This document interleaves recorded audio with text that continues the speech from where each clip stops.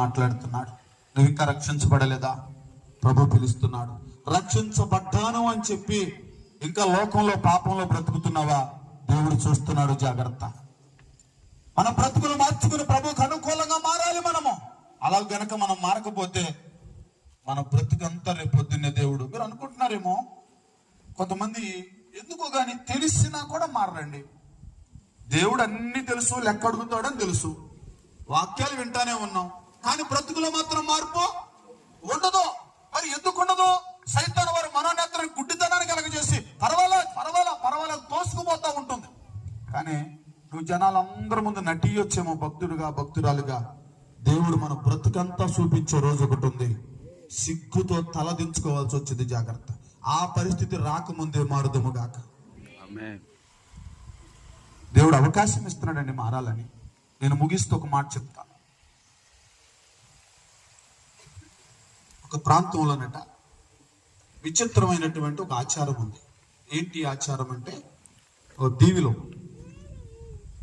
ఎవరో ఒకళ్ళు ఒక యవనస్తుని రాజుగా ఎన్నుకుంటారు.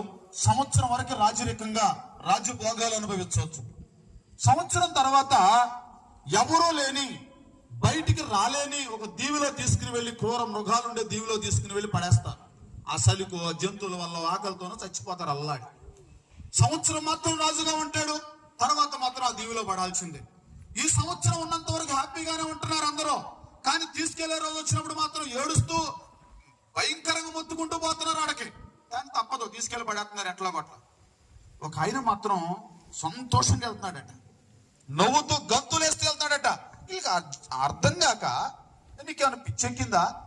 ఇంతవరకు ఏడుస్తా పోయిన వాళ్ళమే కానీ నవ్వుతా పోయిన వాళ్ళమే ఎవరమే చూడ. నీకేమైంది? నీ నవ్వు కారణం ఏంటి అంటే ఆయన అన్నాడట, ఎంతవరకు వెళ్ళినా ఎవరు కూడా అసలు సంవత్సరం రాజరిక భోగాలను పెద్దామని దేశం ఉంది, కానీ ఆ దీవిలో ఏముందో ఎవరు అనుకోలా.